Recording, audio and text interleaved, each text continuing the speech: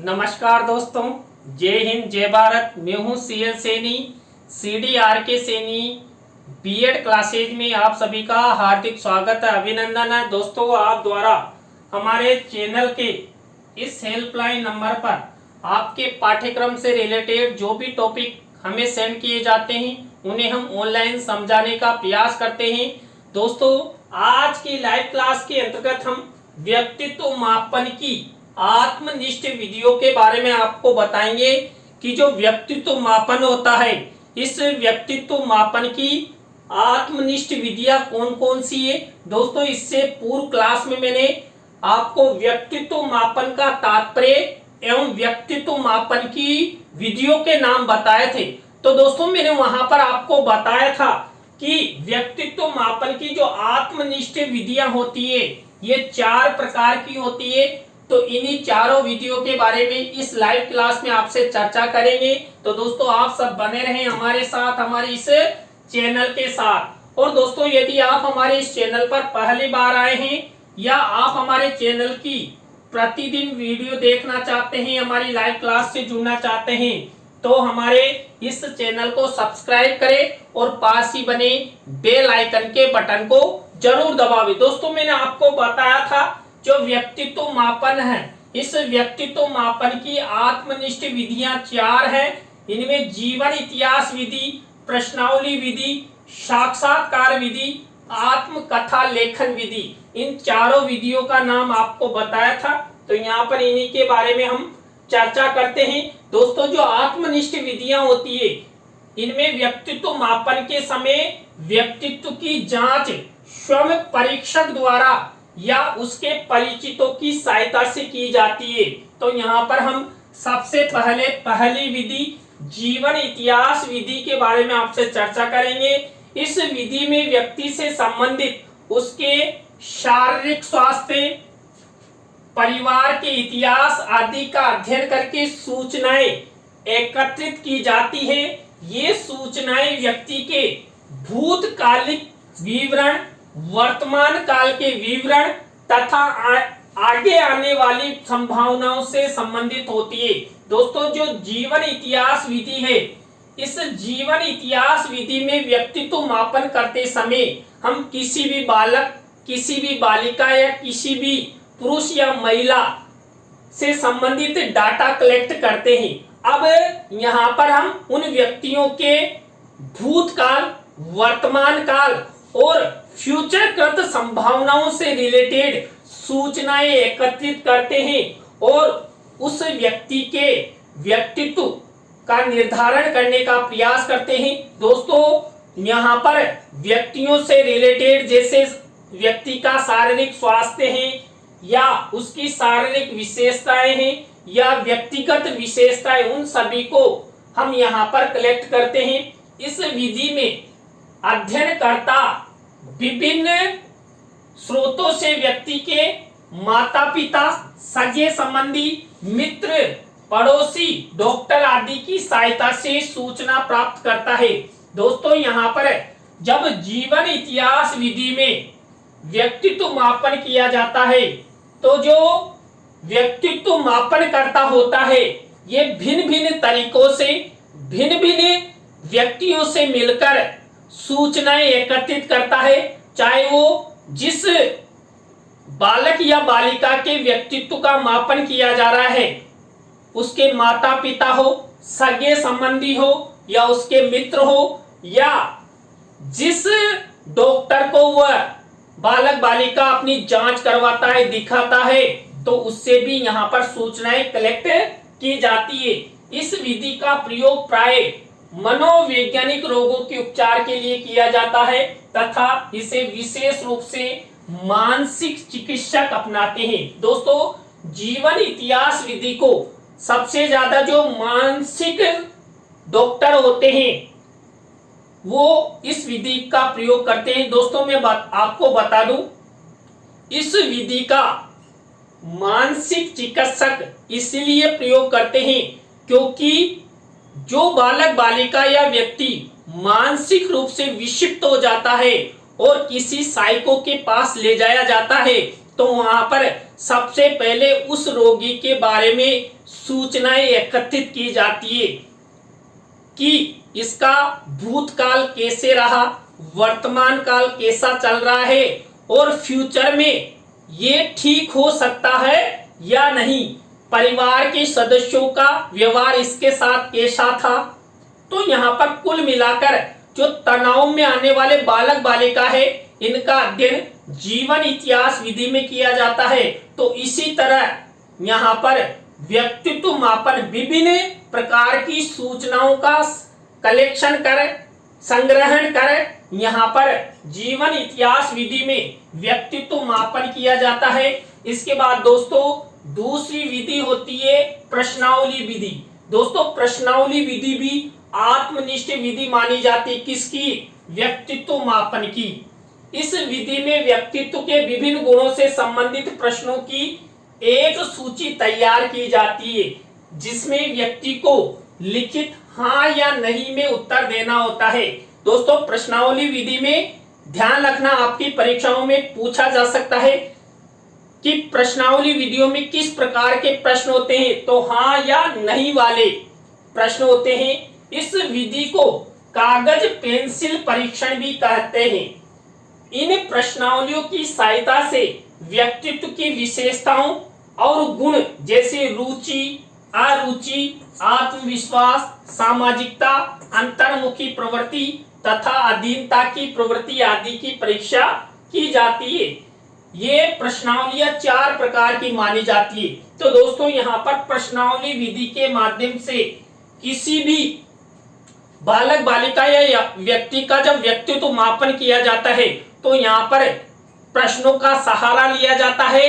प्रश्न हाँ या ना में होते हैं और यहाँ पर प्रश्न जो हाँ या ना में बनाए जाते हैं उन्हीं के आधार पर व्यक्तित्व मापन करने का प्रयास किया जाता है और विभिन्न प्रकार की सूचनाएं संग्रहित की जाती है। दोस्तों यहाँ पर जो प्रश्नावली विधि है, यह प्रश्नावली विधि 4 भागों में डिवाइड की गई है। पहली ये बंद प्रश्नावली, इसमें प्रत्येक प्रश्न के सामने हाँ या ना लिखा रहता है।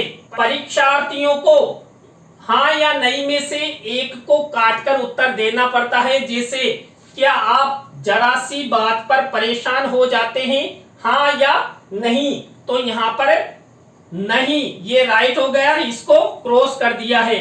क्या आप लोगों से मिलना जुलना पसंद करते हैं, यस हाँ, और ये क्रॉस कर दिया। इसके बाद क्या आप सामाजिक अवसरों पर पीछे रहना चाहते हैं, नहीं, बिल्कुल। यहाँ पर देखिए इस तरह ये बंद प्रश्नावली में इस तरह प्रश्नों का प्रयोग करते हुए व्यक्तित्व मापन का प्रयास किया जाता है। इसके बाद खुली प्रश्नावली, इस प्रश्नावली में प्रश्नों का पूरा उत्तर लिखना पड़ता है। जैसे लोकतंत्रीय भारत में शिक्षा के क्या उद्देश्य होने चाहिए। कुल मिलाकर बालक किसी कॉपी में या पेज में उस प्रश्न का उत्तर लिखता है। इसके बाद 3rd नंबर की प्रश्नावली होती है सचित्र प्रश्नावली। इस प्रश्नावली में कुछ चित्र दिए रहते हैं। परीक्षार्थी को दिए हुए विभिन्न चित्रों पर निशान लगाकर प्रश्नों का उत्तर देना होता है। यानी कि चित्र देखो और प्रश्नों के उत्तर लिखो। तो कुल मिलाकर यहाँ पर चित्रों के माध्यम से व्यक्तित्व मापन करने का प्रयास किया जाता है।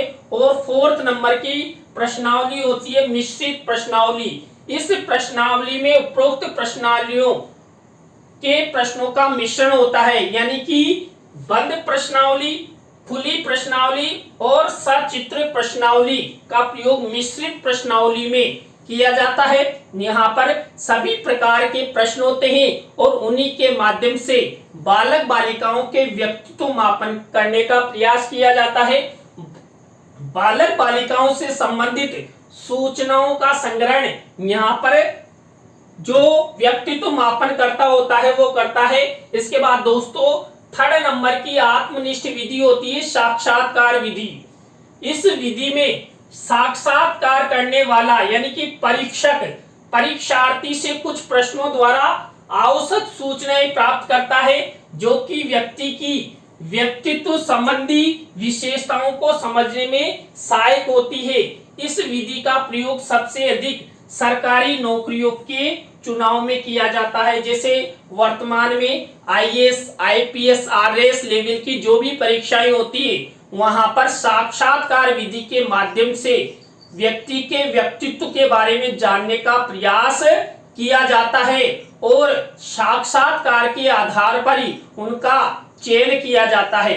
तो ये 3rd नंबर की साक्षात्कार विधि हो गई। दोस्तों मैं आपको बता दूं, साक्षात्कार विधि में सामने परीक्षक बैठे रहते हैं और परीक्षक के सामने जिसकी भी परीक्षा ली जा रही है यानी कि परीक्षण दाता बैठा रहता है। तो वहां पर सामने जो परीक्षण करता होते हैं ये परीक्षा देने वाले से लगातार मौखिक रूप से प्रश्न पूछते रहते हैं और उससे रिलेटेड सूचनाओं का संग्रहण करते रहते हैं। जैसे आपका नाम क्या है, आपको क्या पसंद है, आप कौन से स्थान का भ्रमण करना आपको अधिक अच्छा लगता है, माता पिता के साथ आपका कैसा व्यवहार है, आप माता पिता के साथ कैसा व्यवहार अपनाते। इस तरह के कई प्रश्न जो साक्षात्कार विधियों में पूछे जाते हैं। इसके बाद 4th नंबर की व्यक्तित्व मापन की आत्मनिष्ठ विधि होती है आत्मकथा लेखन विधि। इस विधि में परीक्षा लेने वाला यानी कि परीक्षक परीक्षार्थी को व्यक्तित्व से संबंधित एक शीर्षक देता है और उसी से संबंधित अपना व्यक्तिगत इतिहास लिखने को कहता है। परीक्षक उसे पढ़कर उस व्यक्ति के संबंध में विचार प्रकट करता है।